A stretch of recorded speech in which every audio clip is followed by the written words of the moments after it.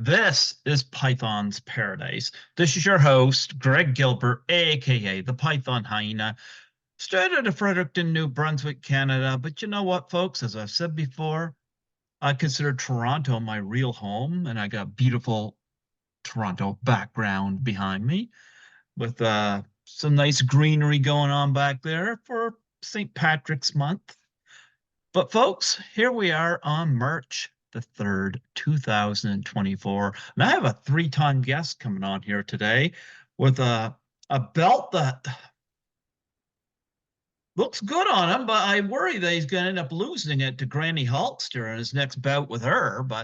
We'll see. We'll see. He looks like he's just keeping that sweat in on him right now. Folks, I was introduced to this guy through Attitude Era Live with Scott the Icon. And I love having this guy on here because he's a character and he knows his wrestling. And I think he'd make an awesome heel. Just as long as he stays away from Vince and his bullshit. Folks, yeah, that's some. Yeah. I give you the thumbs up Vince's ass. Yeah. Folks, I give you Erik Matheis. How do you do, Erik? Oh, well, since I didn't get I'm gonna do this because since I didn't get the most proper of introduction, it's not on you. Nobody really knows this introduction, so I will give this one for myself if you don't mind. So I'm gonna take the reins for a second. Okay. Ladies and gentlemen, you are now looking at the man from every woman's greatest dream and every man's worst nightmare, North Dakota's #1 heel, current reigning, defending, undisputed APW World Heavyweight Champion, NSC World Tag Team Champion, and in 2 short weeks on March 16th, the Rudos Promotions All-Weight Champion, Matheis. You keeping that belt polished for when Granny Hulkster beats your ass and takes it from you? Granny and I have been in cahoots and talking for God knows how long about getting me down there to the promotion that she's too familiar with. And, she's been dodging me. I don't know what's going on there. I've told her, if she wants to have a fight, she's more than welcome to invite me down there. She said the promoter is going to get a hold of me, and that hasn't happened yet. So I don't know if she's running scared or what's going on. But I'm waiting to get down there, and I'm waiting to fight anybody and everybody trying to take this from me. But I've deserved a well-deserved show break, but my former investor has not given that to me. So I'm going to take a little bit of time, and I'm going to get this baby nice and polished and shined up for my next defense will be, I guess, whenever I decide to defend her. You know what? I have a guy here that would be awfully proud of that. You'd be his kind of guy, a champion himself. Yes. Oh yes. Yeah. The Iron Sheik. Yes, sir. He says that that you be his kind of champion. And I respect the hell out of the Iron Sheik. I respect all the old timers of the wrestling industry, and I'm ready to impress anyone and everyone who steps in my path. Yeah, there's him, his manager, Classic Freddie Blassie. You got Nikolai Volkov. I heard that in an Ultimate Universe, Blassie's going to bring you in. And you're going to have to take on Hulk Hogan. Oh, that would be fine with me. I've beaten bigger and better guys than Hulk Hogan, so I'm ready to fight. Let's do it. That's right. You go cut a promo on Hogan. You're going to be entering a steel cage match with Hulk Hogan. You need to cut that. First off, the Iron Sheik. He put Hulk Hogan in the camel clutch. He made him humble. Yes. What say you? What say you when you step into that cage with him? Oh boy. Well, the Hulkster, he's an old timer. He's a has-been. He's a once. He's a guy who was always saying, eat your vitamins, say your prayers, listen to your parents, yada, yada, yada. But that gets you absolutely nowhere in life because you see, winners get gold and rule followers and wussies go to the back of the line. I didn't get this title by being a nice guy. I didn't bend over and take it up the tailpipe. I didn't go out there, get on my knees and beg for opportunities. I went out there and I took them. And Hulk Hogan is always the nice guy who wants to get over on everybody's good side, wants everybody to cheer for him. Well, guess what? Sometimes cheering don't get you places. And he has been chasing this championship for years to come now, because I've been this champion for 2 years. And if Hulk Hogan, the man who I've heard is a racist, I have heard, if he wants to be the American hero, well, he better turn his brain around, because if he's facing Matthias in a steel cage for the APW World Heavyweight Championship, well, considering I've never been in a cage, but I have been known to be an animal inside and outside the ring. And there's one thing you do not do is cage a wild animal. So if Hulk Hogan wants to try to take this from me, well, I guess if I have to make my presence known at the American hero's expense, then so be it.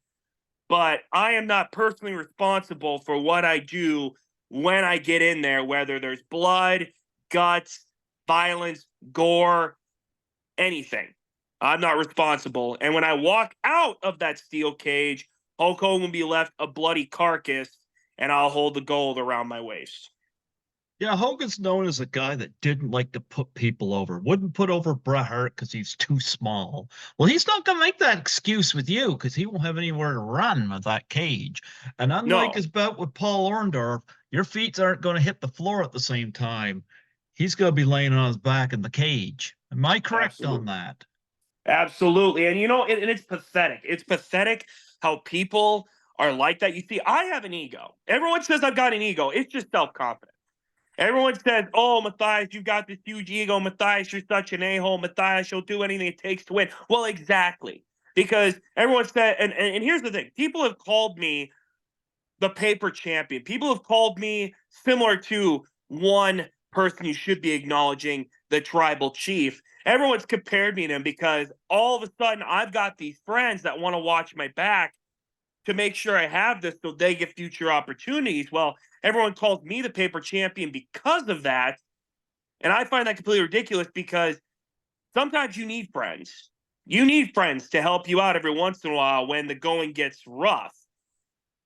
But when Hulk Hogan gets to express his creative control and he says, "Oh, I don't want to do this because he's small," or "I don't want to wrestle this guy because I don't think he can do it." Well, guess what? I'm up for the challenge. I'm not stepping down. And if my friends want to come help me, so be it. But with me being just as big as the Hulkster, he's afraid of what I can do to him. And after I take a pizza cutter to his forehead, or I, punch his lights out with my brass knuckles, and he's laying there bleeding unconscious in the middle of the ring, all it's going to take is 10 seconds for me to climb up and climb down the cage, grab my belt, and walk out of there and make an expense out of Hulk Hogan. Well, are you worried about him kicking out of your big move and hulking out and then hitting that leg drop on you? Like that has known to happen, but I'm not saying that's going to happen to you. But he has done that numerous times. What say you? Well, here's the thing. A lot of people's moves that they claim are unkick-outable is a completely unadulterated farce, whereas nobody's been able to kick out of my big moves. I do a discus lariat, I do a double-handed sit-out choke slam, and I've also known to use the leg drop a couple of times. But here's the thing. My leg drop is just a transitional move. If I decide to put them down, I decide to lay the big leg. I've already shown that the big boot followed by a leg drop isn't a finishing move. It is not. You are not going to finish somebody off by laying a big leg on somebody's throat. No, you got to put them out, or you got to pick them up and throw them 6 feet to the mat and put them through it to get a finisher out of it. I could definitely lay the leg drop on Hulk Hogan, but I guarantee it probably won't be a finisher unless I land my big thigh straight across the throat and crush it. But that's very unlikely. So I'm already showing everybody that Hulk Hogan's move is completely farce, is not a finishing move at all. And if he tried to ever Hulk up, well, that's not going to happen, because once I pick him up over 6'3" and put him through the mat, there will be no way for him to kick out. And if he tried to Hulk up, well, I got the brass knucks, I've got the title belt, I've got the chain, I've got the assistants. There'll be no worries about Hulk Hogan hulking up. And it's not just because he's all juiced up, brother, and he's got the 22-inch pythons. It's because I've got what I need to put down those pythons, take the venom out, and put them down for good. Absolutely, absolutely. Yeah, we hear all those stories, and of course, some of the stuff Hulk Hogan's talked about that I guess it's come through the pipeline. He said he partied with John Belushi apparently after WrestleMania 2, which is funny considering that WrestleMania 2 was 1986 and Belushi died in 1982. You know, Yep. yeah, yeah, you hear all these stories, and yeah, Hulk Hogan's legacy is kind of tainted by his storytelling right now, which is delusional. But I understand right now he's going around on a cane right now, and I know the Iron Sheik. It's said that he turned down money to break Hogan's leg there. Uh, Back when he was supposed to drop the title to him. But I'm kind of wondering, much like Randy Savage punching him black in his eye before WrestleMania 9, call me conspiracy theorist, but did you get hold of his leg? Is he walking with a cane because of you? I'm not trying to point fingers, but I'm just, wondering. Well, when the money is right, and that's the one thing people don't understand in this business. People are selfish. People Hmm. are going to go after what they need to do, because it's not like you're going to get a handout. They're not going to just hand you money to go out and do something. You got to earn it. You got to earn your rights to do what you need to do. And sometimes when somebody wants the job done, if you need to get it done right, they'll call me, they'll give me some money. I'll go do what I need to do to make sure they get what they want.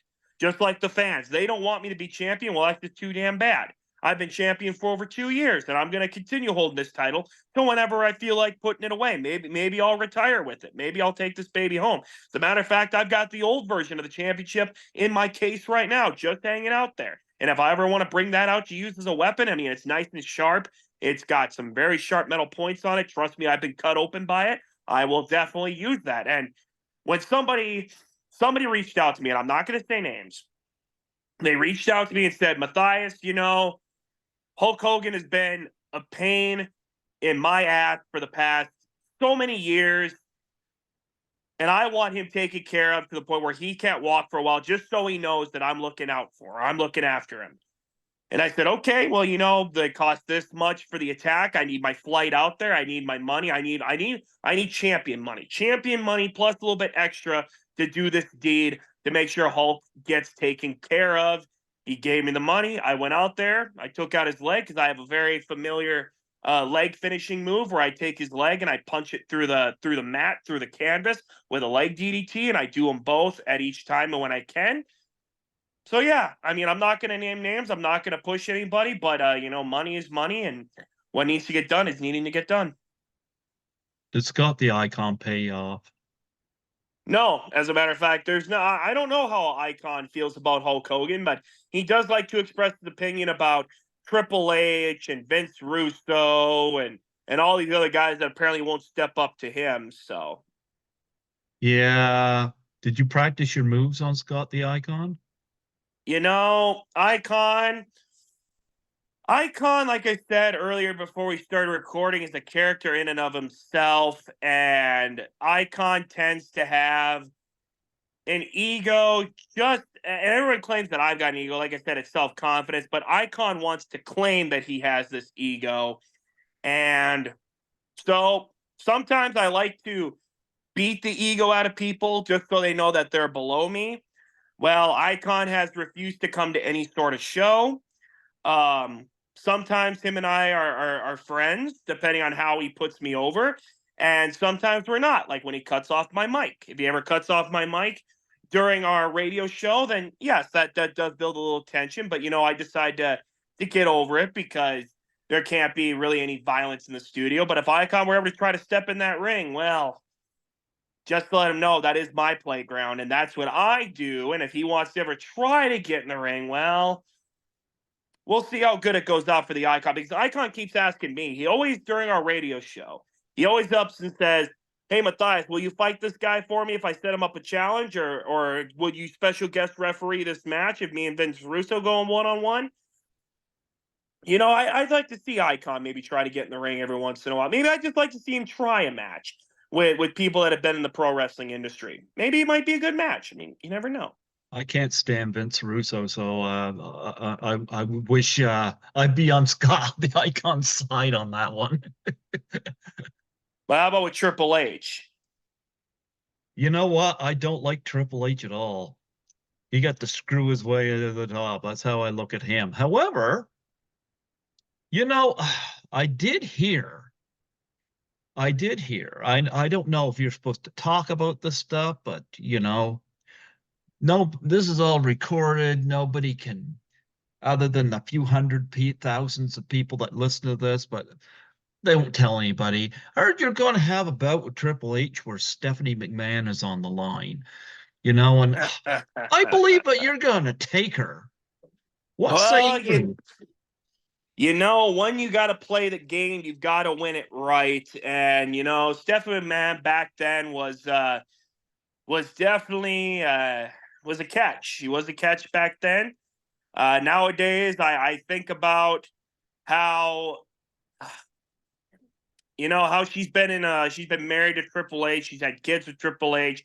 Now, with Triple H being as old as he is, he still wants to try to get in the ring with a true champion. I mean, he won't go to Roman Reigns because he knows he'll beat Roman Reigns easily. He knows he won't step to anybody that he's not familiar with, or he's familiar with, because they've all beaten him down. So he wants to try to come after me. So if he wants to do that, go after the man from every woman's greatest dream and every man's worst nightmare. If he wants to put himself his own personal hell and put his wife on the line, that is fine. But I will, like I said, I will not be responsible for when I defeat the game and take Stephanie McMahon away, because then maybe I'll get the money that the champion so well deserves. And then maybe I'll go live the luscious lifestyle, live in a mansion, make all this money, and barely do any work. Or maybe I'll even take over his position and make him go out and wrestle again. And I'll take over the COO position. Maybe I'll take over all that and still make all that money that I'm so well deserved, but I have yet to receive from the WWE. So if Triple H wants to step up and put his wife on the line, well, then I'll take his money. I'll beat him down. I'll take his wife, and I'll take the company money. I'm okay with it. He always brought a big sledgehammer to the ring, but I have a feeling not only do I think you'll win this match, but I think Stephanie would get hammered in a very different way. Well, that's a whole different story for a whole different conversation. But as she did state on Monday Night Raw, when the game came up a little short on Raw, Triple H decided to claim that he was flying into the Grand Canyon. Well, I mean, after you have 3 kids, you can't really state that it's, freshman year age type. You can't claim that you're all fresh and ready to go after 3 kids, but that doesn't matter because it's still famous. I'm still going to make money off of it. But Triple H does bring a sledgehammer, but if he can't get that under the ring, I have the knuckles that I keep in my tights. So if I just need to, I whip him out, put him on my knuckles, boom, knock him out. 1, 2, 3, take his wife.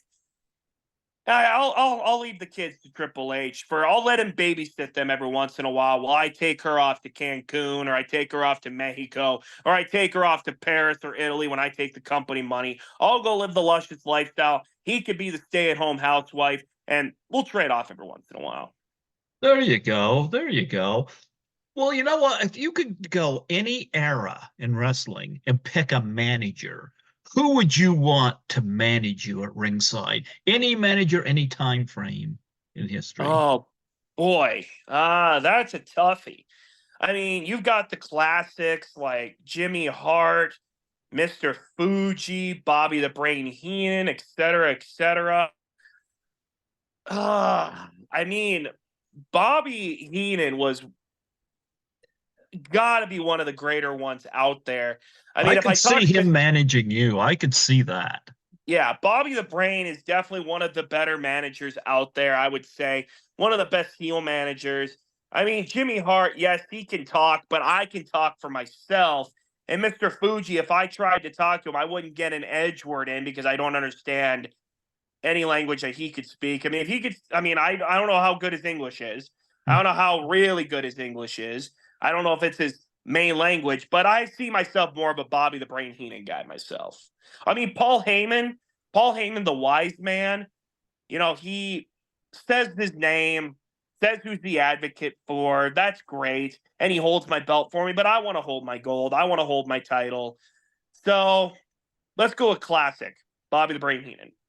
You know what? That's a great choice. Bobby Heenan, I know, would talk you up because I know that if you were number one at that Royal Rumble, he wouldn't have to be nervous the way he was when Ric Flair was number three.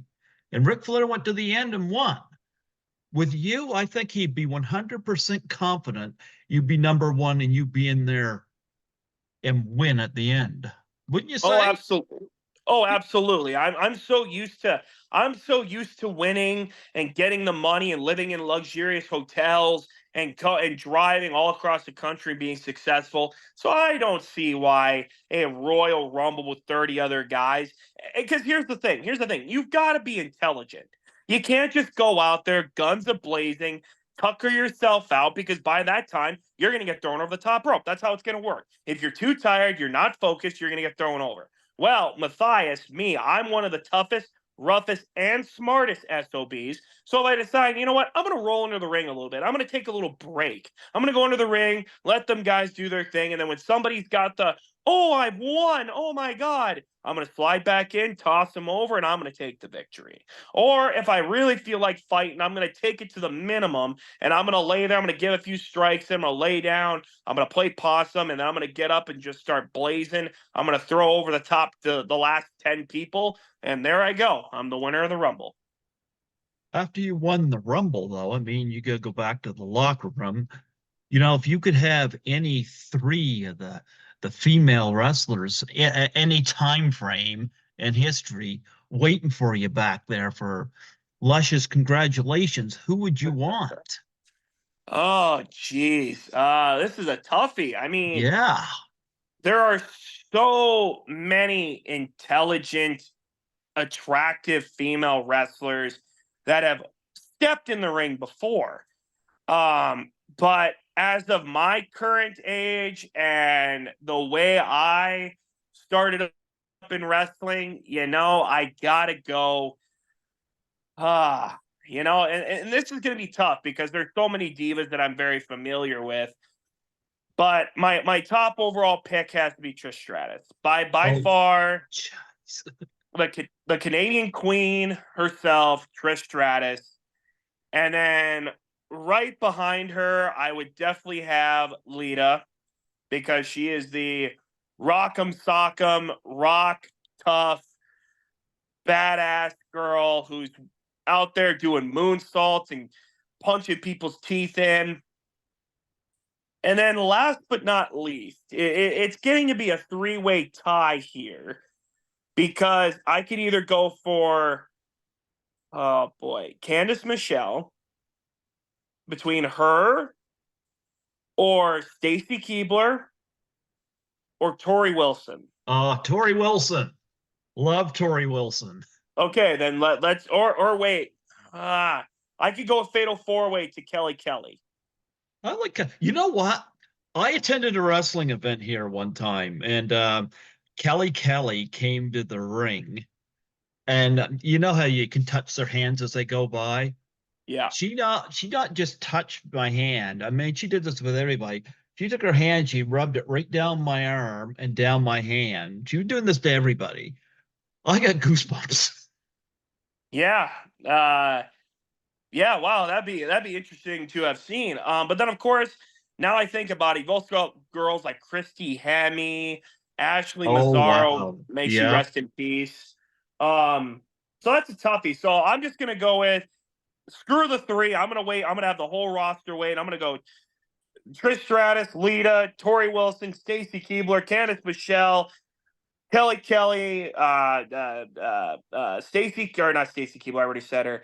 Hell, let's go ODB, let's go Angelina Love, Velvet Sky, Christy Hemme, Gail Kim. Let's have them all wait in the back to celebrate my victory. Let's have them all go to the back. Oh boy, they really misused Gail Kim when they had her. Like she was Yeah. in TNA, she was doing fantastic. Oh, It's like, absolutely. and they just fucking wasted her in WWE. Agreed. Yeah, Agreed. just another reason why I think Vince McMahon's a stupid ass, But Sometimes people make the stupidest decisions out there, but you know, what can you do? yeah, and but nonetheless, no, I love Tori Wilson because she did a Doubtfire Face challenge for suicide and depression awareness at my request, and so I have a special place in my heart for her. So love Tori Wilson. And Okay.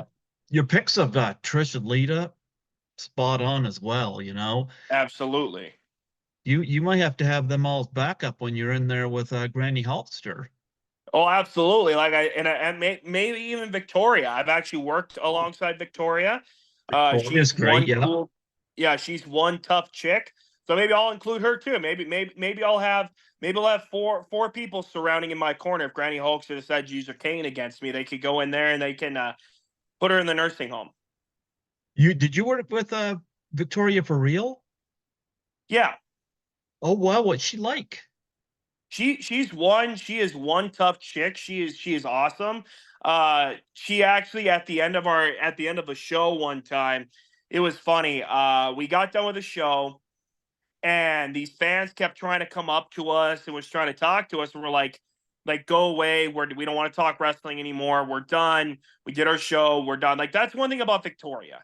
She said, and I remember because we were gambling at the time, we were having a couple of drinks and she was talking, and she said, when I get to a show and during the show, I'll talk all the wrestling, I'll take all the photos, I'll sign all the autographs, all that kind of stuff. But once that final bell rings and the ring is tore down, I don't want to talk about wrestling. I don't want to think about wrestling. I don't want to look at wrestling. I don't want to do anything. I don't want anything to do with wrestling. I want to go into what I'm doing now and I want to focus all on that. And these people kept surrounding us and trying to talk to us. And finally, we just said, enough's enough. Get the hell away from us. We want to do our own thing. And then finally, when everybody left, we were all about to depart. And I said, hey, can you give me one good Victoria chop? And we had a few drinks in us. And she said, absolutely. So my buddy gets out his phone and she gives me a walloper of a chop and left a handprint. And then we all went on our way. You know what? Let's put this in context. I hate to break it to Victoria, but the reason those fans were all there is because the champ, you were there. Oh, of course. I mean, Absolutely. I mean, I love her widow's peak finisher and whatnot. It's all cool. Let's face it, they were there to see you. Oh, absolutely. Absolutely. I have Definitely. the ultimate Victoria on my shirt, Princess Victoria. Hell yeah. Hell yeah. I love Princess Victoria. She's been on here 3 times, That's but awesome. yeah, but nonetheless, you got the whole Vince McMahon scandal going on right now, and I'm gonna be frank. I think people say Vince is a genius. Vince is a genius. I think Vince is a fucking stupid ass, and I can think of many reasons why. Hmm. Um, like I remember, for example, how he treated Ricky the Dragon Steamboat when he had the Intercontinental title, because Steamboat was a fucking far better wrestler than Hulk Hogan. I don't care what anybody says. But that WrestleMania 4 tournament, I mean, Randy Savage, it would have been so much stronger him going for the win in that tournament had he faced Steamboat in that second round, Yeah. as opposed to how they screwed that up. Again, Hmm. another stupid Vince move. Yeah. And Another thing Vince should have done was fire Shawn Michaels and kept Bret Hart. That's what he should have done because Bret Hart would have gave him a lot less headaches, you know? Yeah. Yep. I know Shawn apparently has cleaned himself up and whatnot, but I was not pleased with that Montreal screw job where he took the Canadian flag, spit on it, blew his nose on it, rubbed it on his crotch, stomped. I'm sorry. Had Bret Hart done that to the American flag, that would not have gone over well. No. Nope. No. That's And the one thing. That's one thing you do not do is you disgrace another country's lineage and flag. That is one thing. And I know I'm North Dakota's #1 heel. There's a lot of things that I've done in that ring that I'm willing to do, that I have done. I have put my hands on people's parents, people's kids. Like, if the kid come up and slaps me, I'm gonna grab their hand and I'm gonna slap their hand away. I'll be like, don't you touch me. I'm the champion. Don't you come up and touch me. I've had or I've shoved a kid in a chair because he kept trying to step in the way of me and my opponent. I just pushed him back in his chair, said, "Stay down, or you're in timeout." Whatever. I mean, I don't hit kids. Of course, I would never do that in the ring. That's two things. You do not hit children and you do not disgrace flags. But but there's a lot of things I'm willing to do. But like I said, that is two things you just can't do, because not only does that cause a massive outcry of problems, that can also cause legal problems, legal trouble, and that could really get you canceled in a heartbeat. yeah. Well, Like yeah. for instance, when Chris Jericho, I believe it was, he was in Brazil or something, and somebody threw the flag into the ring when he was cutting a promo. I think he also stomped on it and kicked it away, and they had to go on and apologize. And I think Jericho was charged quite a bit of money and stuff like that, and had to apologize on air and stuff like that. So yeah, there's a few things in the ring you just do not do. And if you're dumb enough to do it, well, then you're better be ready to accept the consequences. Like I heard, for example, like when the Iron Sheik would put the American flag on the floor and spit, he never spit on the flag. No. He spit on the ring, Yeah. like that he was in his character, but he never spit on the flag, But it Hmm. was pretty evident what Shawn Michaels was doing, And this whole thing he wouldn't. I mean, how many times did Shawn get his ass handed to him in the locker room? Bret Hart tore his hair out. The Harris brothers that are slapped around in the locker room. He got his ass beat by one, not many, just one Marine kicked the shit out of him, and then it didn't want to. I mean, Bret Hart lost to him at WrestleMania 12. He was supposed to do the favor back for Bret at WrestleMania 13. He lost his smile. Of course, we did get rewarded with that great bout between Bret Hart and Steve Austin, so still worked out there. Well, Shawn wasn't on the card because he lost his smile. Yeah. I get the feeling, if he was in the ring with you, he'd lose a lot more than his smile. What say you? Well, Shawn Michaels claimed to lose his smile and his sunny days were officially going into sunset.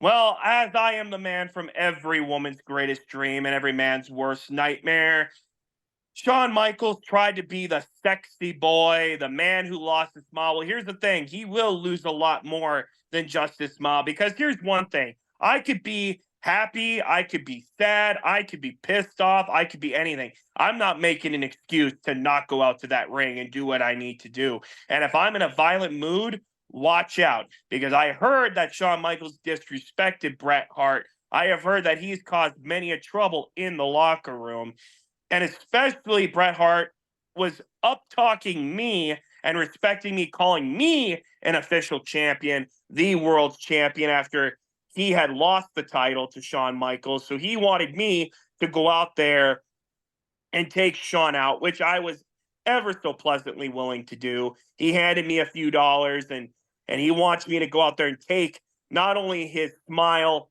but his title and his teeth away from him. So then he's got nothing more to smile about.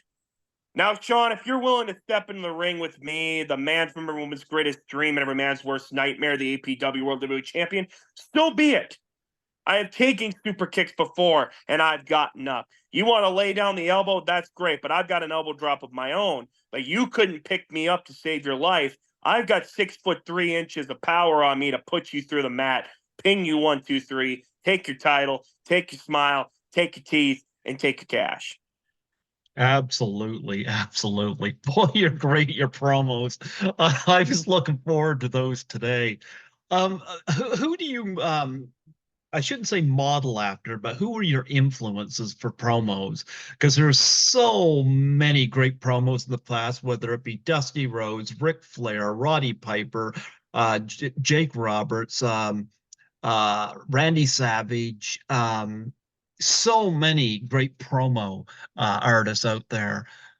Who did you get inspiration from? Well, you hit the nail right on the head there with all those great promo guys.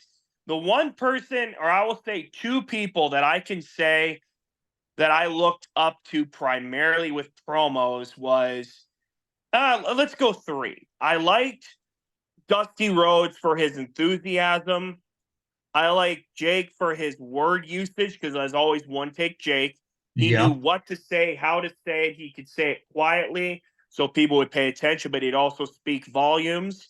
And The Rock has been one of the great promos because he would say some of the most ridiculous crap that people would get behind. Rudy Poo candy ass, if you smell what The Rock is cooking, anything, all of his catchphrases and stuff were just awesome. And for me, I like to say some of the most randomest stuff that makes sense. I also like to talk in different volumes. So if I'm talking quietly, people will pay attention. Then I can raise my voice up like Dusty Rhodes and I could be full of energy, full of crackhead energy. And then even if I have to go to the Ultimate Warrior mode where I'm shaking, I'm stirring, I'm getting crazy to get my word across, then I'll do it. But Jake the Snake definitely is one of the absolute best promos of all time. No matter what, no questions asked, no or hands down without a doubt. I got a Jake figure in here in a second. Here we go. I got a Jake the Snake. Oh, there he is. One of Now, the did you? best. Yeah. Now, he gave the best DDT? Like Absolutely. he gave the best DDT. You ever hear the story that happened? It was I think it was 1986. There was supposed to be a program between Hulk Hogan and Jake the Snake, and I guess Jake the Snake had DDT'd Hogan in the Snake Pit, and Yep. it got pretty much got canceled because people were cheering Jake, Yep. and so No, well, that Hogan. was the thing because I remember him saying it directly. He said the whole thing was Jake was going to attack Hogan, and Mhm. Vince McMahon was hoping that within, I think, 15 seconds, people were going to start chanting Hulk, Hulk, Hulk, Hulk. He was going to get up and rip off his shirt, and they were going to have a rivalry, a program. Everything's going to be great. And 45-second comes around, and Hulk isn't moving. No one's cheering except they're saying DDT, DDT, and Vince McMahon looked at Jake the Snake and said, "You're screwed."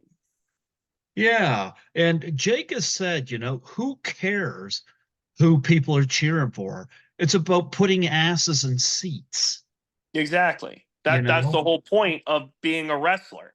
Is if you're not out there to put if people won't come to see you perform and they're not out there to see you and they're not out there to see you win your match or get your ass kicked, then you're not doing your job. If you can't put asses in seats and get crowds coming to shows, then the show doesn't make their money, which means you won't make your money, which means you won't get booked no more. Yeah. So no, that was very unfortunate, but But it's like Hogan seemed to have this whole issue with he didn't want anybody to outshine him. I mean, the story's been out there about Ricky Steamboat too, you know. I'm sorry, Steamboat was a way better freaking performer than Hulk Hogan. I don't care, you know. Bret Hart was another one. I mean, there was these people knew how to fucking wrestle, you know. So Yeah. but nonetheless, That was all, and then that storyline got nicked, and but we got to talk about Vince, because unlike Vince has to pay people off to bully women into liking him, where you can walk into that dressing room and any one of those divas will surround you. I know that. But nonetheless, Vince is in a lot of hot water right now. He sure is. Yep. Him and John Laurinaitis, and let's not forget the ring boy shit with Pat Patterson, Terry Garvin, Mel Phillips. A lot of dark shit. And if you follow Yeah. the podcast on YouTube that Lee Cole III does, Wrestling with the Devil, boy, because his brother Tom unfortunately left us after being exposed to the shit. I guess he was one of those people exploited with this shit, and nobody should have to be deal with the antics of Patterson, Garvin, or Phillips to get ahead. Exactly. Yep, exactly.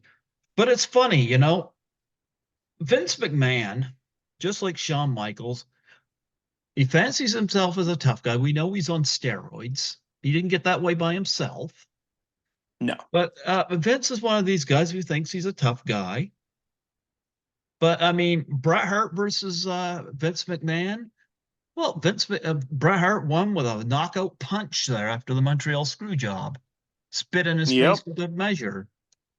Um, Bret Hart versus Bad News Brown. Oh, Bad News Brown wins with choke submission in his office. Yep. Vince McMahon versus Nails. That ends with choke submission, with Vince squealing like a pig and having to have everybody come in to pull Nails off him, because he was going to be Nails' little bitch. Yep. Yep. And but it's funny, Vince versus Janelle Grant. Well, I guess the 3 count victory goes to Janelle, doesn't it? Yeah, absolutely. Absolutely. 100%. Did you? I haven't read the text messages, but a lot of people have been talking about them. Have you read or heard about the stuff gone on with that?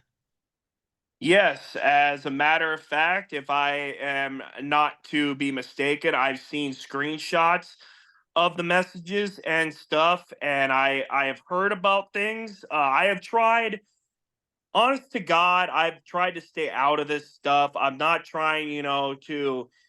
I know Vince was a character, and I knew he was a sick, demented guy. I knew it. Yeah, I you could tell from the beginning. But when he grew older and older and got into those like with the Attitude Era, with him making out with the divas, with him cheating on his wife who was in a wheelchair with Trish Stratus, or I think that was Trish. Like then he made her bark like a dog in the ring and stuff like that. Like I knew things were grotty. There were some things that didn't need to be done to get views or people in seats, or there was a lot of things that did need to get done. And now all these and like recently all these allegations are coming out. Like there was some a few years ago too that I believe Vince ended up paying off just to be done with it.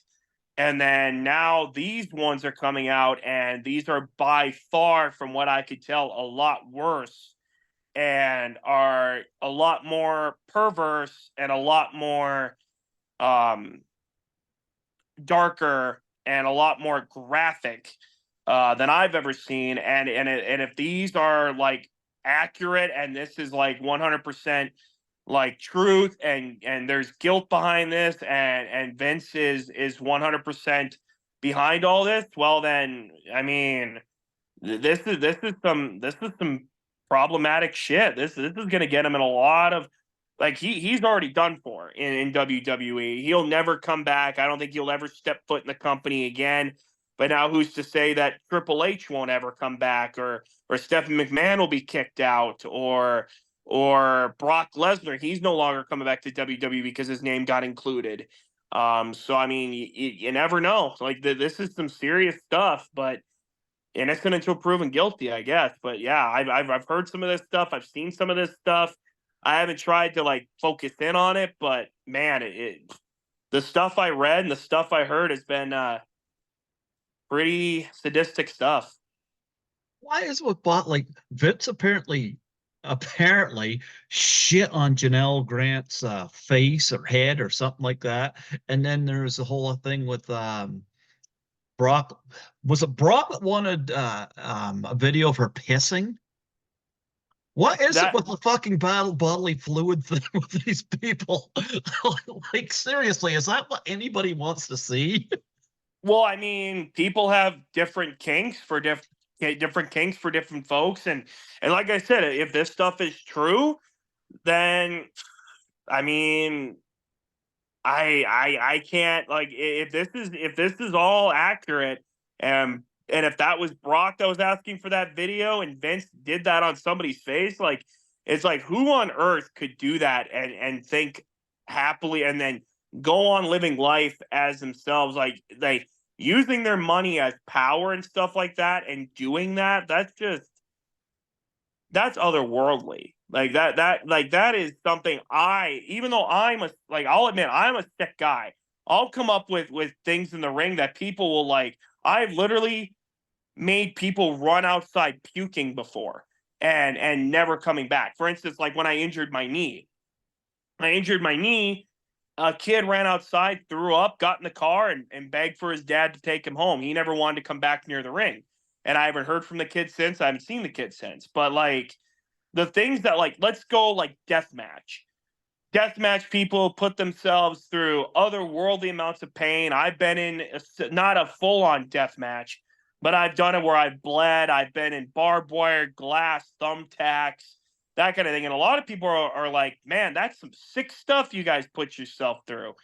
But to think about that kind of stuff and to want that kind of stuff and to even participate in it, and not fearing that like sometimes it's going to come back and bite you, that's just arrogance. That is arrogance and confidence on a whole nother worldly level that even I don't think I could imagine.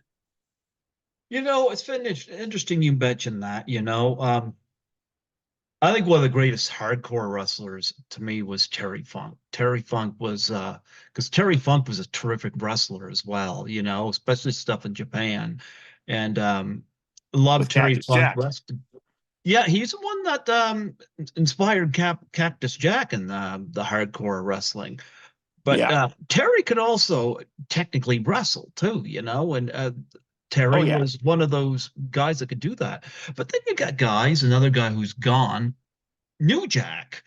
New Jack took it way too far. What are your thoughts on New Jack and what he did in the ring? Well, as I've seen on his Life and Crimes of New Jack episode of Dark Side of the Ring, I gotta say, when he was in Smoky Mountain Wrestling, Mm-hmm. when it was him and Mustafa Saeed and I believe that D'Lo was with them at the time. Yes, he was.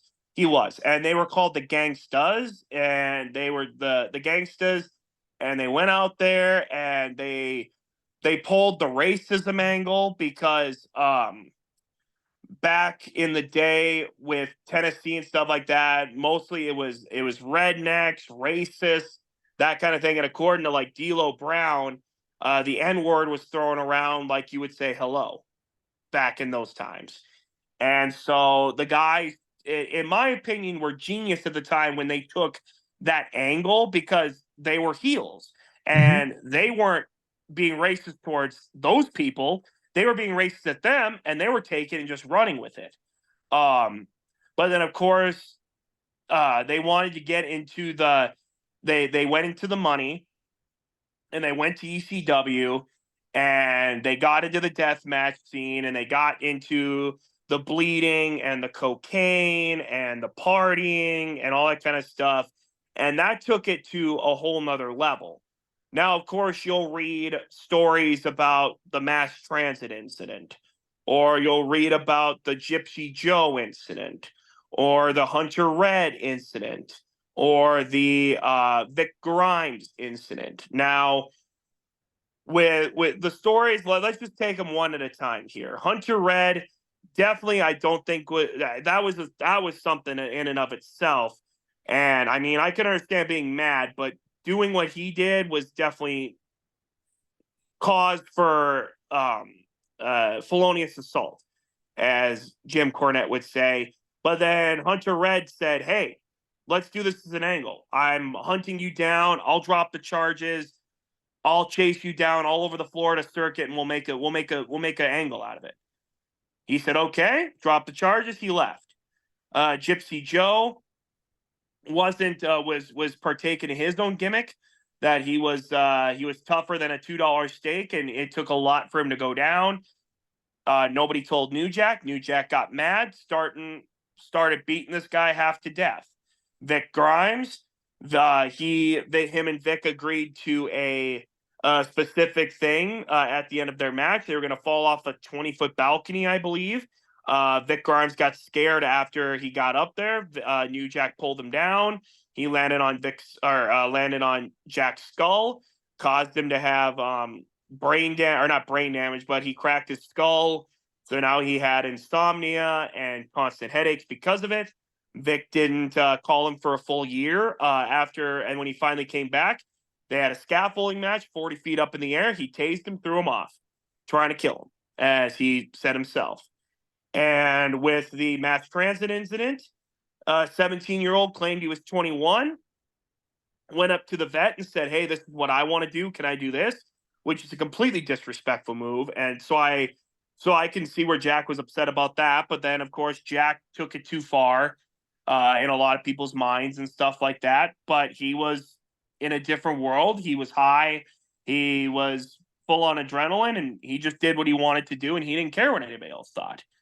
Now, New Jack, like you said, has taken it too far a couple of times, but that was basically what ECW was. They we're the extreme company. We're gonna push the boundaries. We're gonna push the limits. We're gonna push you to your breaking point. We're gonna give women pile drivers. We're gonna put each other through barbed wire covered boards. We're gonna set each other on fire. We're gonna go Japanese style wrestling sometimes, and then that's what kind of influenced global championship wrestling with death matches and combat zone wrestling with CZW and stuff like that. And it's just, New Jack paved the way for a lot of people that would go into death matches, and he may have went too far at times, but he's one of the icons for ECW and stuff like that, and nobody can take that away from him.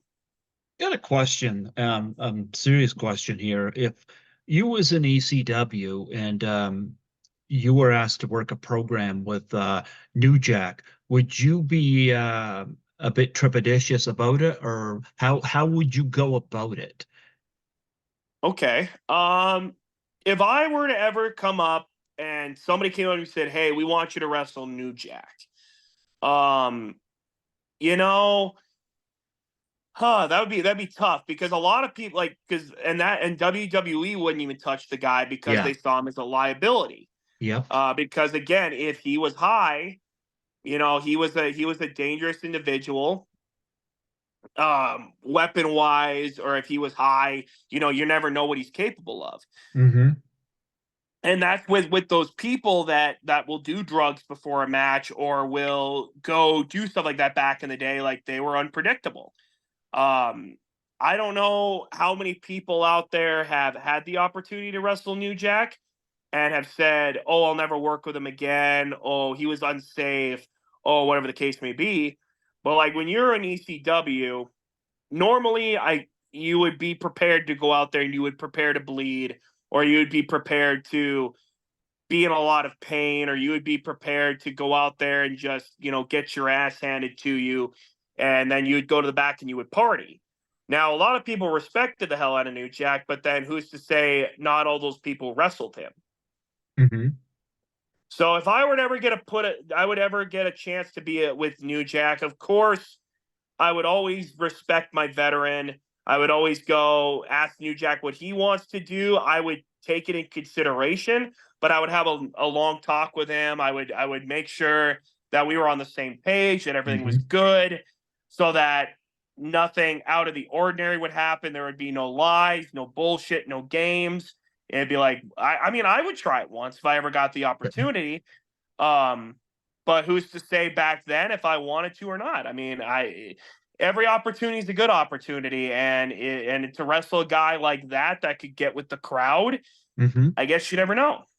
You know what kind of reminds me of it too is Bruiser Brody, God rest his soul, was one of these guys that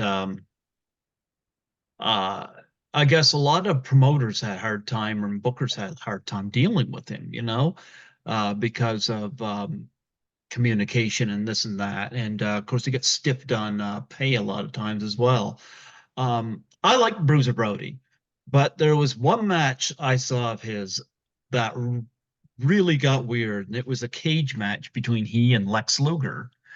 And there was definitely Luger, of course, was not in the business as long, and I don't know what had happened, and I think I don't know whether it was Jim Ross or somebody was doing commentary on this, like not commentary during the match, but was watching the match and talking about when did this go wrong and this and that. And there was one point in the match where I don't know whether Lex Luger had done something. Lex Luger had done something. He may not have known he had done something that pissed off Bruiser Brody to the point where he wasn't selling anymore. And he was not given any to Lex Luger. It got to the point where Luger was like looking at the ref like, what the fuck, And he would try something, and Brody was just wandering around the ring and wasn't having it. Finally, Luger got fed up. He climbed up over top of the cage and out to the floor. It's like, it was, I saw the match. It was very weird. I think Luger, as muscled as he was, I think I don't think he wanted to take it any further with Bruiser Brody. So it was like, No. I'm getting out of here, and then we'll talk in the back about what went wrong or whatever happened. Did you see this match? And if so, have you ever had experiences like that? No, as a matter of fact, I've actually never had an experience like that, but I think Lex Luger did the absolute smartest thing he could have done, because here's the thing. There's a difference between,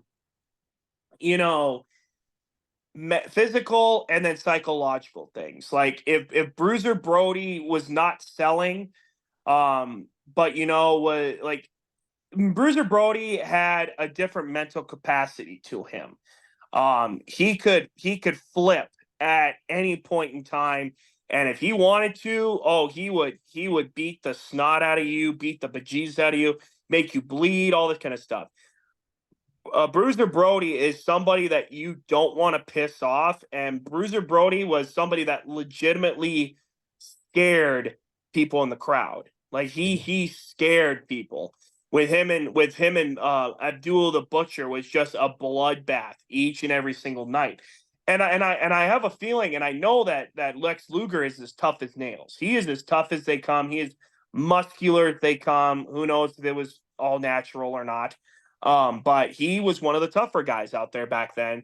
And if he pissed off Bruiser Brody and Bruiser Brody decided to snap and take it to his level, like Luger could have been really hurt. So Luger, without a doubt, did what he needed to do and got out of there and played it safe, because if Bruiser decided to snap and get his hands on him in a cage, then they would have had to have unlocked the door, open it, trying to get them separated. It could have been bad. So, and as of right now, I have not had that kind of experience, because nobody would not sell for me because of my hits. And if they did, if they tried to act like they were tough and they tried to think that my hits weren't hard enough, well, then I'll hit you even harder. Like if I can't, I'll knock you down. And if you try to get right back up, I will stomp your guts out, and I will make sure you know who I am and that I'm going to hurt you if you try to do anything smart with me. And And I've never had an experience like that yet. And who knows if somebody were to start not like, and if somebody else were to start acting like Bruiser Brody would, then, honestly, I would get myself disqualified and I'd get out of there. I would make sure, because the last thing I'm going to do is put myself in harm's way for somebody else. Like, if it was going to be a shoot, it'll be a shoot, but who's to say who would come out on top? It could get really bad really quick. Oh, absolutely, absolutely. And there's some people, like going back to New Jack, you didn't know what he was going to do. Somebody like Abdullah the Butcher you mentioned, you knew the fork was going to come out at some point. Oh, Um, absolutely. yep, absolutely the fork was going to come out. And although I remember seeing a match between Abdullah the Butcher and Andre the Giant. When he got that fork out, I'll tell you, Andre was the wrong person for him to try that on, because I'd never seen anybody manhandle Abdullah the way Andre did. Yeah, when someone, yeah, 7 foot, how much, and 525 pounds, yeah, that's not really a guy you want to mess with. Yeah, Andre made him look easy. Yeah, Yeah, yeah. yeah, but no, I hear about stuff like that a lot, where egos get flared and people um don't do their stuff and don't do their stuff right.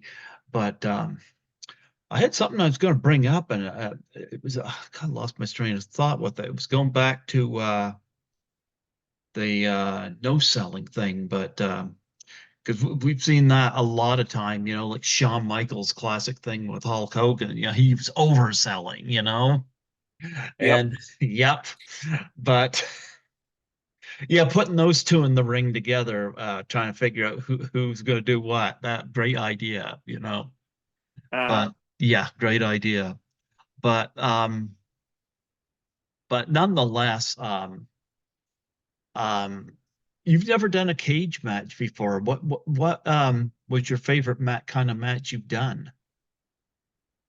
well, I've done regular singles, I've done tags, I've done triple threats, fatal four ways. I've been in rumbles. I've been in last man standings. Oh no, I have not been in last man standings. Scratch that. I have been in multiple street fights. I have been in multiple no holds barred matches. Um, so if it were up to me, I enjoy the no holds barred match, because you don't have to worry about getting disqualified. As me being who I am, I can bring out all the weapons. I could torture you. I could beat you. I could hurt you, and it's all legal. I can put my hands on whoever I want, and it's completely legal. And it's just an awesome time. Now, nobody has ever challenged me to a cage match, nor have I been to a promotion that has a cage. But if I ever could be in a cage, it would be awesome, or maybe like a Hell in the Cell type structure, or even if we could ever set up a thing like War Games, that would be a fun match to be in. Absolutely, absolutely. Oh, I know what I was going to bring up when it come to Bruiser Brody. It's interesting. Some wrestlers like working stiff, and it's interesting because I've heard this. There was a feud back in the late 90s, or not 90s, late 80s, between Rugged Ronnie Garvin and Greg the Hammer Valentine. And I've heard them both in shoot interviews talk about how they loved that feud, because they would literally, the Valentine's chest was bleeding during this match. Like, that's how hard Garvin was chopping him. And Valentine was saying in a shoot interview he loved every friggin' moment of it, because he and Garvin would just lay it in on each other. And then he said that's what made the feud so good. And then I hear this other story. Take this for however, I don't know how true this is, but I've heard it in a couple of places. People wonder why Hulk Hogan and Rick Rude never did a program together. And it's been speculated because Hogan felt Rude was going to go into business for himself, because Rude could work stiff. Well, I find that funny, considering that Rick Rude has lost to guys that were not as muscled as he was, like Jake the Snake, Roddy Piper, um, um, you name it, Mm. he's been in those matches where he's lost to guys with smaller arms, so to speak, Um, even Ric Flair and Sting, aren't as muscled as him. I don't think Rube was going to go into business with himself. I mean, if he's willing to lay down for some of these guys that don't have the bigger arms, what was Hulk Hogan's big fear? Well, he was all in for himself, like I've stated before, and he just didn't want to look bad. And if you're afraid that somebody's going into business for themselves and you can't fight back, well, then what are you doing in the business? Yeah, You yeah, know, absolutely. there are the people that are working stiff.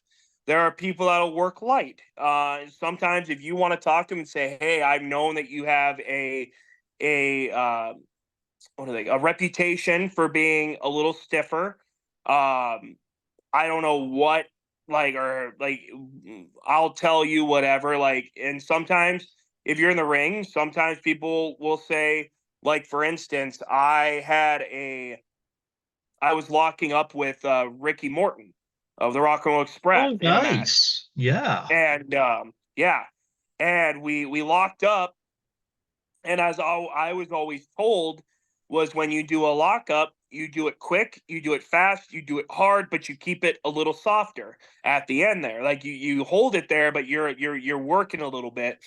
And even Ricky Morton told me to ease up a little bit, because I was overpowering him. Okay. He said, I remember he was like, "Hey, loosen up, kid," or whatever. And I'm like, okay, I loosened up a little bit, and he's like, "There you go." And then we continued on.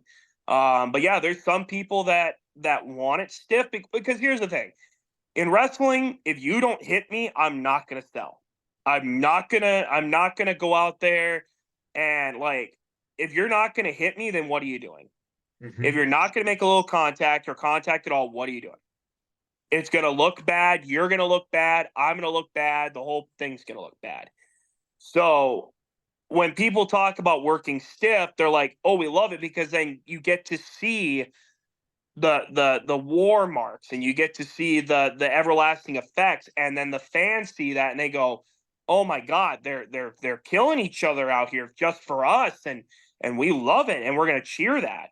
Versus a lot of people will go out there and they'll swing for the fences and hit nothing but the green monster out in Fenway Park, and it looks awful, and people are making a mockery, and they're making a mockery and a laughing stock of the business, and it's not okay. And the fans, they can read right through that, and they'll boo or they'll stay silent or whatever. But when you go and you literally beat the snot out of each other, that's what gets the fans. When they can hear that chop, they can see the bloody chest, they can see every hit shaking you back and forth and rocking you.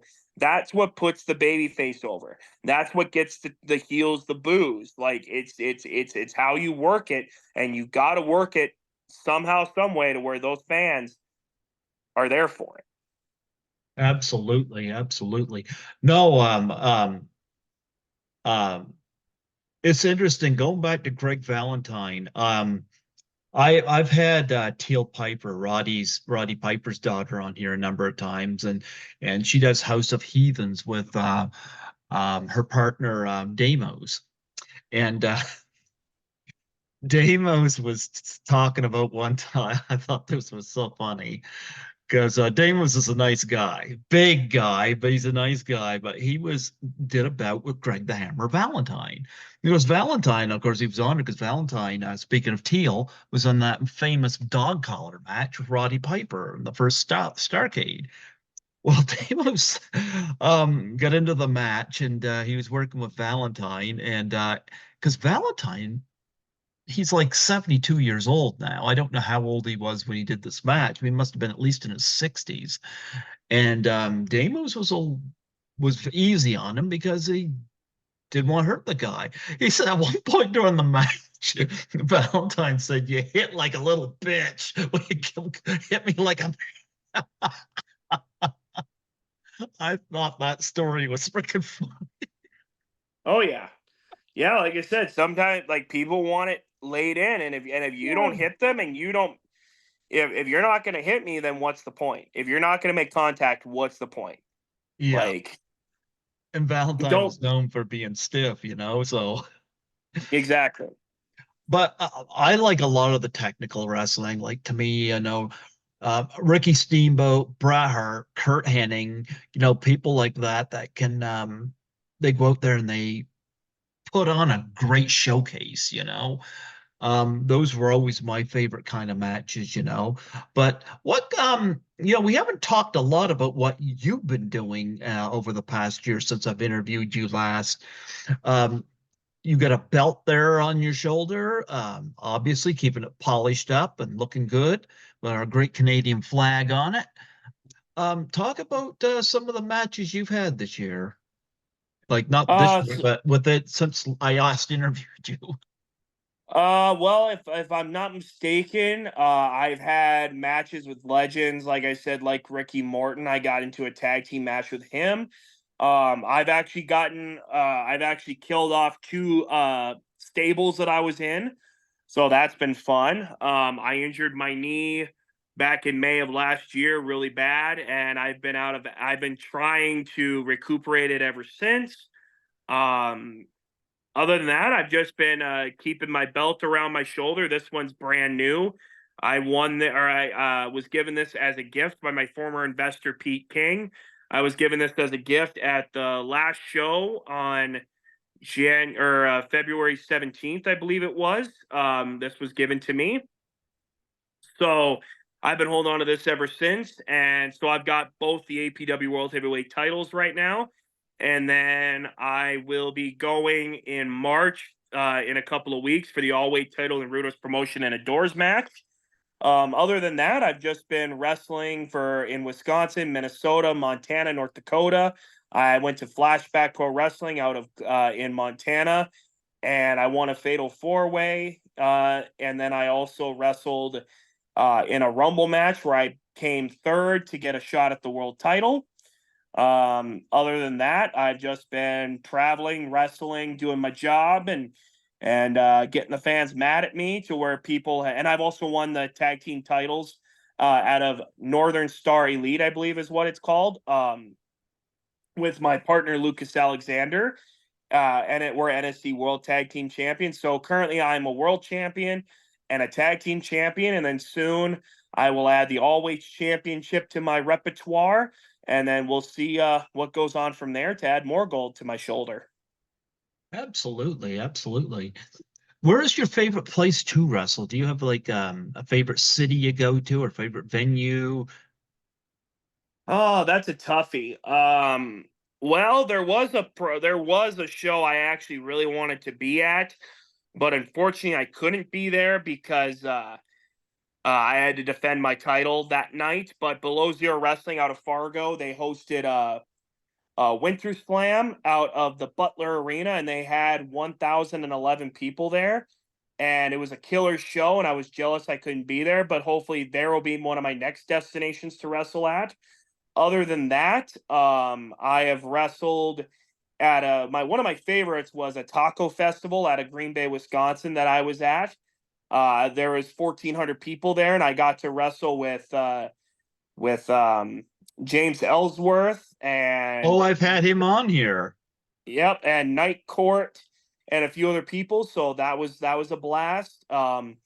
But other than that, that was probably one of my favorite venues because I mean, I didn't like that it was fully outside because there could have been issues. Like I think it rained for a while and we had to tarp down the ring and stuff like that. But other than that, we went out there and we performed for a taco festival and we drank after the show. There was tequila and tacos all around, and it was a fun night. And other than that, I've wrestled in gyms and churches and event centers and all that kind of stuff. So I have yet to reach out to some of the bigger venues, but I'm hoping as My bookings keep coming. Like, I'm going to Kansas a few times. Hopefully I can get down to Omaha for Magnum, or I can get to one day maybe wrestle in Madison Square Garden or something like that. I guess we'll see what happens. I've had James Ellsworth on here, he loved that I was tickled that he would get his ass kicked by the divas, and he said, it was a hard job, but somebody had to do it. You know? Absolutely. Absolutely. Somebody Talk, had to, and they picked a guy with no chin. yeah, talk about working with him. Did you wrestle him or tag with him? Wrestled against him. Did you win? No, we didn't. It was so what happened was I was wrestling a member of Night Court. I believe it was Judge Jesse at the time.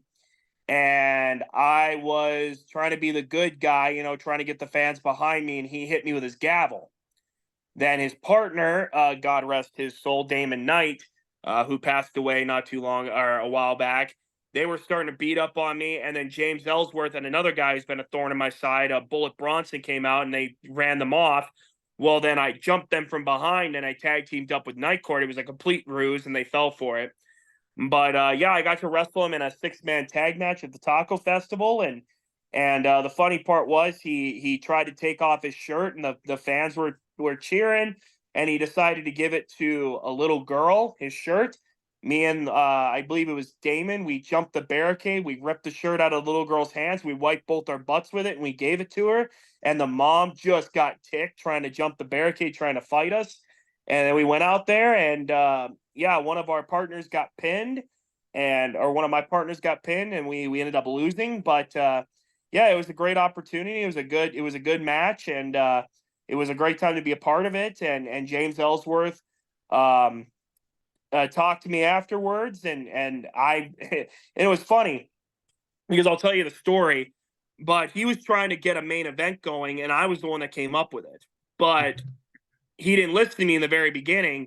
And then finally, right before we went out for intermission, he's like, "Hey, do you want to do this?" I'm like, "I told you that's what we would do." "Oh, okay, yeah." I'm like, "I could book better than you almost." But I didn't say that. But yeah, it was a fun opportunity. He was a good opponent. The match went off without a hitch, and that's all that matters, really. And we talked afterwards, and it was awesome getting to know his work in WWE and just getting to talk to him in general and stuff like that. So it was a great experience.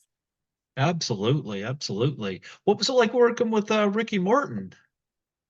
Well, he's of course one of the older guys, so he's one of the more serious guys and stuff like that. And so he was very strict on things, but of course is how he is with him being a tag team wrestler from years and years and years ago. But it was a great experience getting to sit down and pick his brain and talk with him and stuff like that before he went out there. And then we did the match, and then we went down there and we just talked about what could have been different or what could have been better or what could have been which all of us could have done differently.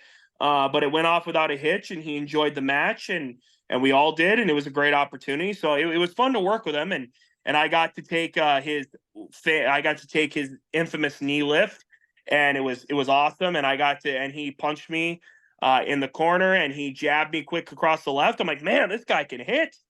And so yeah, it was a great experience. And the year before, I actually refed a tag team match between Night Court and the Rock and Roll Express for the UPW Tag Team Championships, and that was a great opportunity to get to talk to both teams. And then later on, who was to know that I would tag team with Night Court and I would wrestle against Ricky Morton.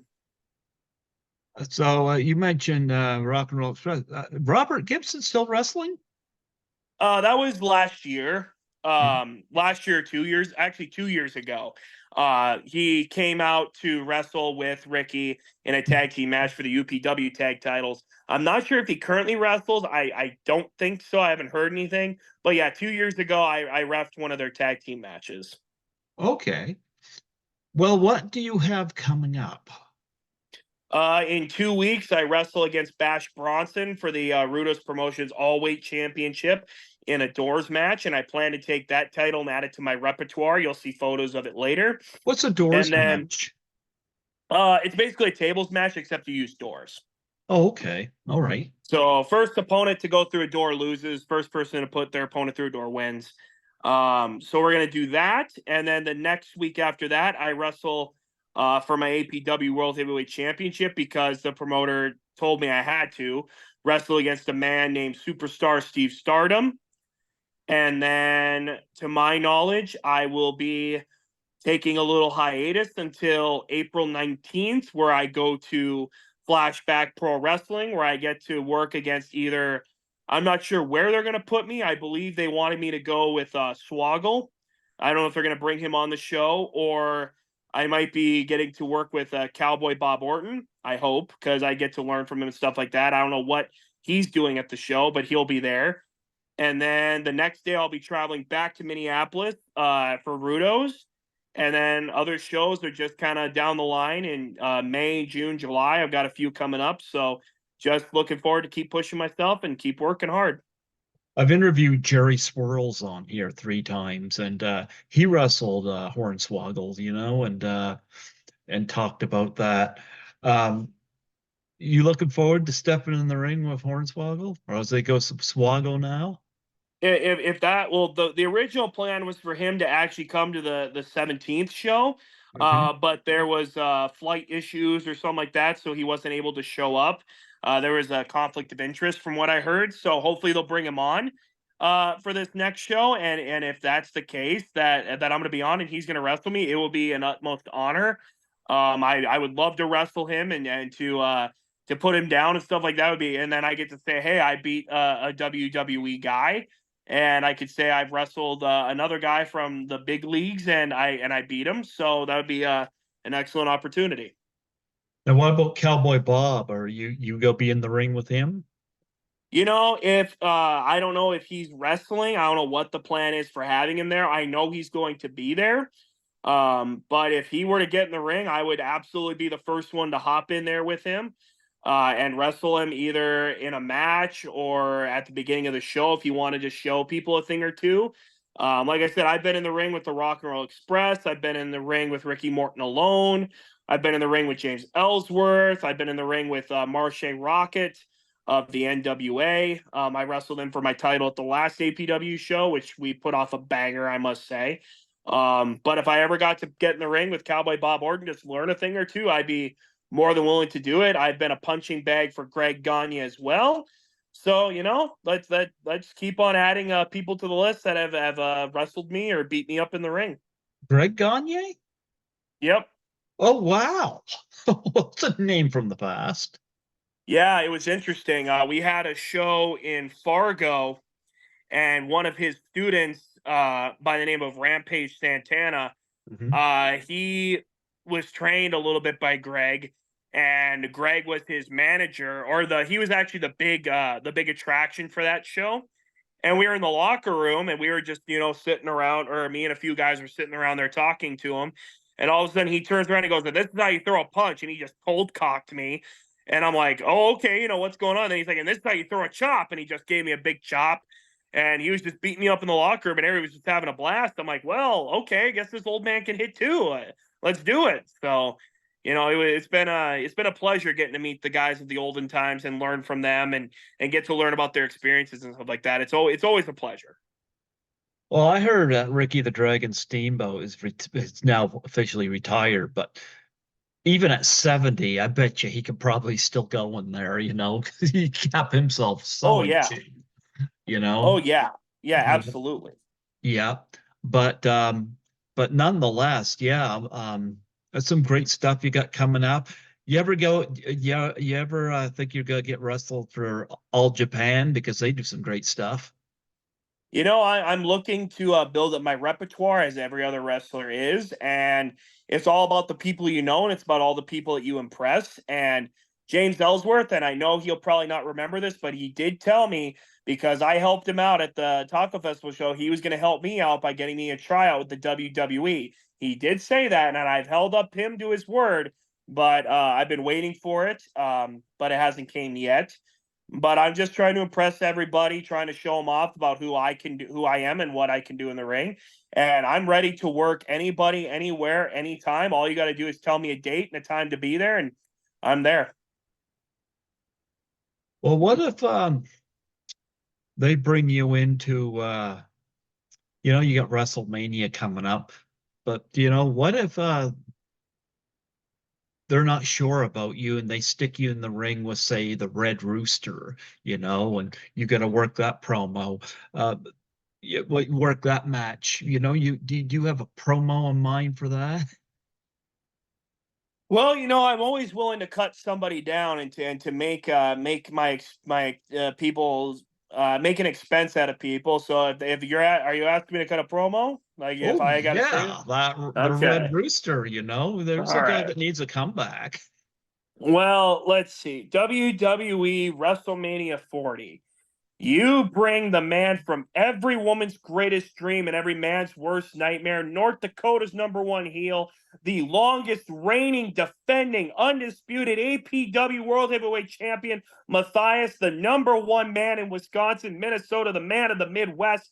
You bring me out here because you don't think I can fight against Roman Reigns or Seth Rollins or Brock Lesnar or any of them. You don't think I compete, so you give me the Red Rooster. Now, as DX once would say, Vince McMahon does love Cox, and I guess he wants to have him have a reassurance, a reappearance, and they think he's gonna peck me out of the ring and embarrass me. Well, I tell you what, there comes a time where everybody's goose needs to be cooked. And I think this Red Rooster's time needs to be plucked. I think he needs to be plucked, tarred, and feathered in the middle of the ring and embarrassed by me, so that I can prove to you that you don't need to be sticking fulfill your fantasy matches my way, and you could just give me right to the top. So Red Rooster, if you want to come out there and you want to try to fight me, well then I'll tell you what. Be prepared to be plucked, tarred, feathered, crispy, and on my dinner plate by the end of the night, because I'm just going to put you down so I can climb my way to the top and take the undisputed title from whoever holds it at the end of the night, whether it's Cody Rhodes or Roman Reigns. Absolutely. That was great. You are a natural at this. I'd be foolish not to take you on, How long did it That's take you right. to perfect promos? Like, how long did it take? Well, promos, I like to talk. I'm a good smack talker, as I've been told. I have a very creative mind. Like I said, I've always figured my promos behind Jake the Snake or The Rock, because The Rock is great at insulting people and making them go like, what the hell? Or Jake would always talk so low that you would have to listen. Well, I'm trying to mix it where I can be quiet, so you'll have to be listen, and then be as loud and insultive as I want to be. It's taken me a while to finally, but there are rare times. Like I'll be sitting in the car and I'll be coming up with promos and I'll be like, one take right there, boom, but I didn't have my recorder out. And then when you finally put up the camera and you're ready to shoot, it takes a while because you're so nervous trying to process what all you're gonna say. But when you're in a calmer, but what I found out, when you're in a calmer sense and you don't really have a lot of stuff that you want to say, you come up with the best promos ever. Like, for instance, I cut one randomly in Las Vegas at Speed Vegas when I was there. I recorded a promo talking crap about Pete and Superstar Steve Stardom and the match coming up in March. And I watch it back and I'm like, I just randomly picked up my phone, hit record, and I went. I didn't even think about it. And that was probably one of the better promos I've ever, like one of the best I've probably done in a while. Or, one of the ones that are up there that are worth posting and stuff. So I was like, wow. But when I can get my points across and I've got them in my head and I can do the one take, it's always chef's kiss every time. But I love cutting promos. I like talking crap. I like making people think with my words. So it's always a pleasure to cut a promo. What do you think about this garbage now where they I don't know if they're still doing it, but there was a time they were writing promos out for people. Could you imagine people like Ric Flair, Roddy Piper, Jake Roberts, Dusty Rhodes, any of those guys dealing with that shit? No, I No. cannot. Well, because here's the thing, like with being in the indie circuit, you have full creative control of your character and what you say. Mm-hmm. So you go out there like, and I've pissed fans off to the point where I've had liquids thrown at me, I've had things thrown at me, I've been hit with things. I even had a guy jump in the ring trying to fight me multiple times because he wanted to get his hands on me because I insulted him. But yeah, back then if Roddy Piper or Jake the Snake or Ric Flair or Dusty Rhodes had a promo written for him, it would make them sound so robotic or Yeah. ridiculous, like you wouldn't be able to believe in their character. Whereas when Jake cuts his promos, you listen. You know that's him coming out of him, and it's his words and his thoughts and his processes. And when Ric Flair goes ape shit and is taking off his clothes and talking about his Rolex watch and is taking off his pants at WCW and dropping the elbow on his pants and just going crazy, ripping $100 bills up, it's like you know that's him. That's him portraying. That's him being Ric Flair at the time. Or when Ultimate Warrior's acting like he's on speed and he's shaking all about and he's saying all these random things and he's just all veiny and pumped up, like that was him. If somebody were to give him a promo or like Ric Flair or it just wouldn't sound the same. It would just not, like, you would be able to tell like that's not their words. And it's like, even if they started doing that while they were still there, but they already got to taste them in the beginning, it would be a cut, clear, dry difference. And the fans would just hate it. Mm-hmm. You know, yeah, I agree with you. I was wondering, did you get to do any of the conventions over the past year, whether it be any convention or even the WrestleCons or anything like that? Last year for a promotion in Wisconsin, I actually did a gaming convention. That had a bunch of old video games and had like board games and stuff like that. And it was in this it was like a event center in Wisconsin. I forget the name of the town, but yeah, we were in a low boy ring where I was taller than the ring standing out of the ring, and I wrestled against a smaller guy, and I forget his name. Like I put that match behind me right now because I've been focusing on the other bigger match that got coming ahead. So, but the guy who I wrestled was good, was decent, and it was a promotion that I called NRW, and it was at this gaming convention type thing, and we were right outside the convention in this hall, and we thought we were going to get a ton of people. Well, we got a decent crowd, but getting to watch, and the funny part was me being a heel, and I got to wear a VIP badge because I was a wrestler at the show. We literally strolled around the whole convention with a microphone or microphone. We stole the house microphone and started talking in the main convention where people were playing board games or trying to sell stuff, or like we literally just cut everybody off. It was like, hey, you need to listen to us and stuff. And we were walking around. I was holding up my championships, and people were like, we're very important people, come watch the wrestling. And we were talking smack to everybody, and it was just awesome. And yeah, I've worked at one convention before, but just getting to go out there and have a microphone and a megaphone and just yelling at people the entire time was just an utmost blast because it got us the attention that we needed, and it got people there because of it. Absolutely, absolutely.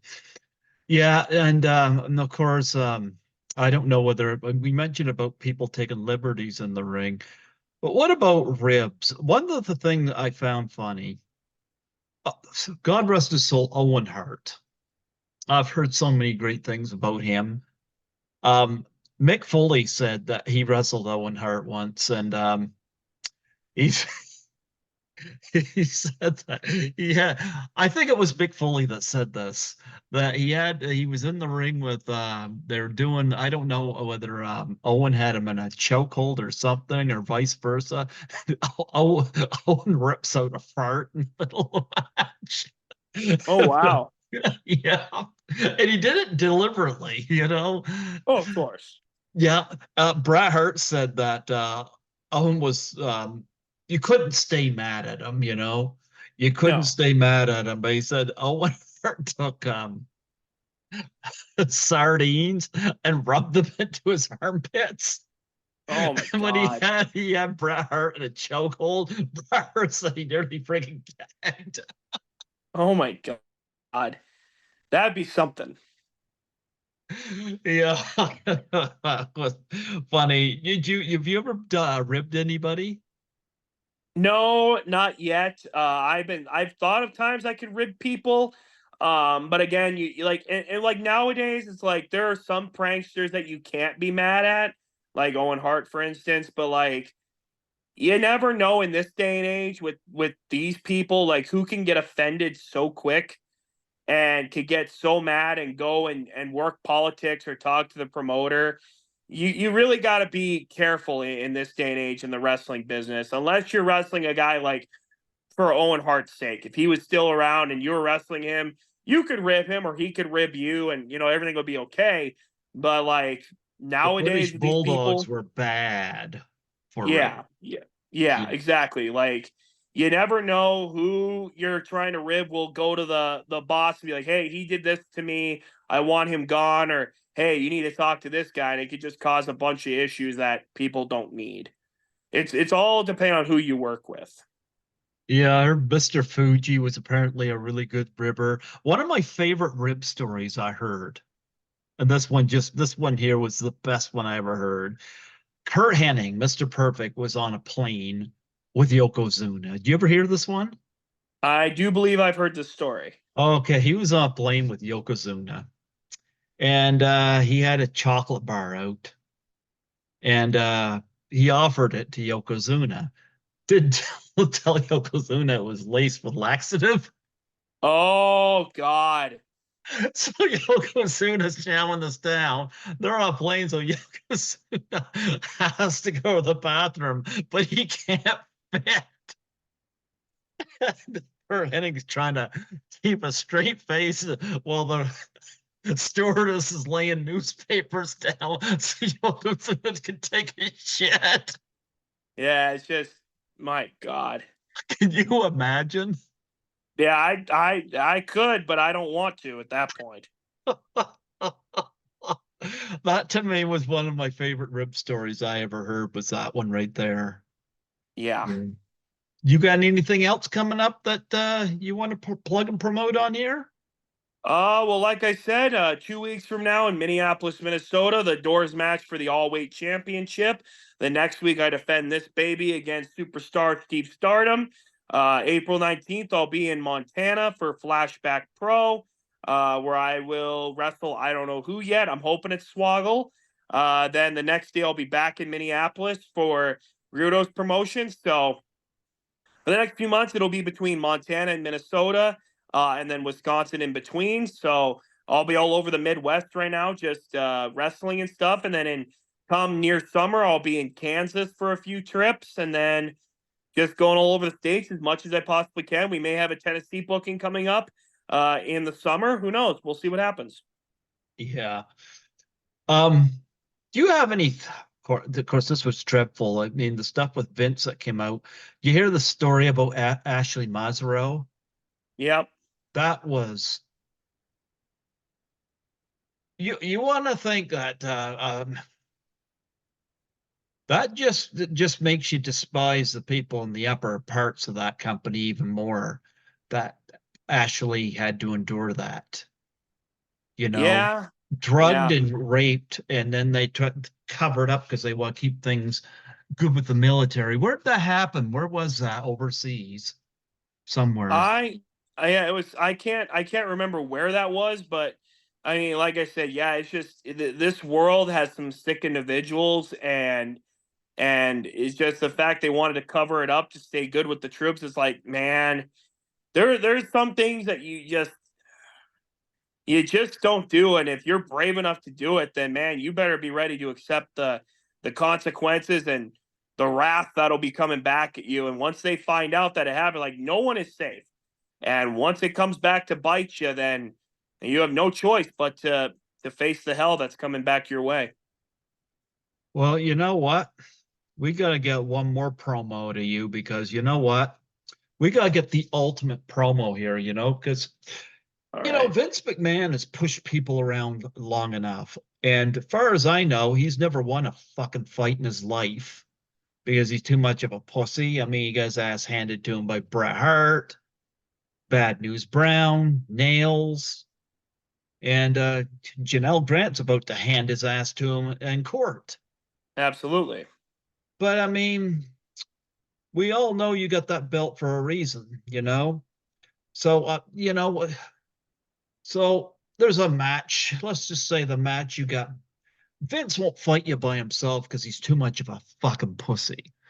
So he's gonna have, his right hand pussy, John Laurinaitis with him, and he's gonna dig them up from the grave and bring in Pat Patterson and Terry Garvin and ring announcer Mel Phillips, you know. Not that there's going to be any ring boys there, because I know you'll make sure there isn't. Yes, But sir. it's 5-on-1, and you got to take them out elimination style, you know. Okay. And I know you're going to save Vince for last, but Yeah. and I know you're going to win because they're all a bunch of pussies. But cut the promo because these guys need to be taught. All right. So let me get into character here. Let me just process. Okay, so Vince McMahon and his boys 5-on-1. Gotcha. All right. So Vince McMahon, you sick, dirty son of a bitch. You, out of all people in the world, think you get to stand with your hand and your head held high out of the WWE because you think you can step in the ring with a guy like me. Well, I'll tell you what, Vince, you have proclaimed, you haven't even given me a shot. You have proclaimed that you want my APW World Heavyweight Championship, the greatest championship ever held by the greatest champion out there, and that is me.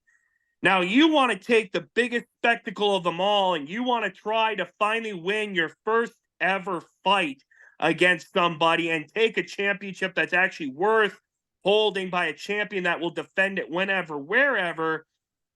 But you're not going to do this alone because you're afraid of what I will do to you because I know of your past, present, and your future. So not only do you bring John Laurinaitis in to watch your back, but you want me to go through him too. Then you're bringing up all these zombies, tales from the crypt looking mother effers that are just trying to take me out for absolute no reason because you're afraid. So you want me to face 5-on-1 at WrestleMania for my championship. Well, I'll tell you what, Vince. After I go through the piles of filth and garbage and bury them each alive for what they've done in this world and in this ring and in this business, I will take John Laurinaitis and I will bend him back sideways. I will get you in the ring last and I will stick your head so far up his ass that you will be tasting what he had for breakfast 3 weeks ago. After I beat down John Laurinaitis and I beat his ass fourth, I will save you for last because you are the dirtiest bastard of them all. You juiced up, sick old man need to be taught a lesson that you don't mess with the true champions of your business or your industry or the innocent people. Now, I may not be so innocent. I am one of the dirtiest players of the game, and I'll do whatever it takes to win. But you mop up the floor with the scum, and you carry it around with you each and every single day with the things you've done. So bring all of your scummy bacteria, moldy bacterial pieces of garbage that you claim to be your friends to that ring, and I will take care of them one by one by one by one until I get to John Laurinaitis, and I'll keep him in the ring so that after I clobber your old ass back to hell, you will go straight up where the sun don't shine, and I'll keep you there so then you guys will at least be together in hell when I bury you alive at WrestleMania 40. Absolutely. That was fantastic. I was looking forward today having you come on here and cut promos, because you are so great at it, and if somebody doesn't recognize you for the talent you are, then there's a problem out there. But I really appreciate having you come on here today, for a third time. And I had you on the list, and I'll put you on the list again next year, because you're always great at what you do. And I always see what you're doing online there because I got you on Facebook. And yeah, so this has been great. And I wonder, do you have anything else you want to say before we cut off? Well, it's always a pleasure getting to promote myself on shows like this, and you have shown the proper respect that a champion deserves to be shown, and you have praised me for not only my experience in the ring, but you've definitely given pride to my title, and you've also promoted me as a great promo myself, and you've been putting me over, and I appreciate it more than anything. And it's always a pleasure getting to come on to shows and talk about something I love with somebody else who's the biggest fan as me, and especially a bigger fan of me as anybody else. So yeah, man, it was a pleasure getting to come on here and talk with you and getting to learn some things and cut some promos. And it's always a pleasure coming on Python's Paradise. Yeah. Well, Granny Hulkster does want you to keep that shined up for her, though, that title. Well, Granny Hulkster, I've been we've been good friends for a while, and you were a co-host on my show till you decided to take your walker and go away, which I completely understand because you were tired of getting shown up by me. But Granny Hulkster, I know you're in Arkansas, I know you're in Oklahoma, so next time there's winter coming around, winter will be coming with me to Oklahoma, Arkansas, wherever the heck you decide to bring me. And if you decide to stick your nose in a place that doesn't belong, you'll be put next to the retirement home, and I'll put you down and I'll hold my gold up loud and proud. You may be Granny Hulkster, but you are nothing compared to the man from every woman's greatest dream and every man's worst nightmare, the champion, Matthias. Absolutely. Well, God bless you, Eric. Keep doing what you're doing and rest that knee up, heal it up. Um, I'm right now in the process of healing myself. I had a root canal back in January, and then I had torn retina in this eye. So I'm Oh, waiting for this. jeez. Yeah, I had that operated on, and got a gas bubble in it, but it's on its way to healing. So Good. yeah, so hopefully that's what happens when you get old like me. Yeah, Yeah. yeah, 30 years old and going strong still. No, I'm going to be 52 this year, and I'm starting to feel it. Yeah, that's what happens. You start feeling your age every once in a while. Absolutely, absolutely. Well, you let your knee heal up and keep holding that build up proud and high. And yeah, God bless you. I appreciate having you come on here today. Yeah, it's been awesome. Thank you much, man. Absolutely. Folks, this is Python's Paradise, and we've had Erik Matheis on here today. Do a plug for my show here before you go, because we know you're great at that. All right.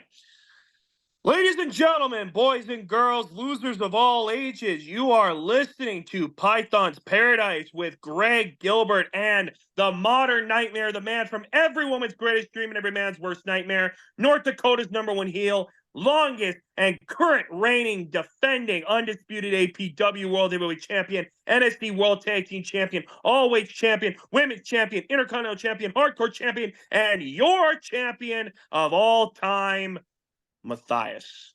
Absolutely. I couldn't do what you did right there. That was great. That was great. That was great. And I'll definitely have you back. And you take care this year and, keep fighting the good fight. You as well, big guy. We'll see you next year. All right. You take care. God bless.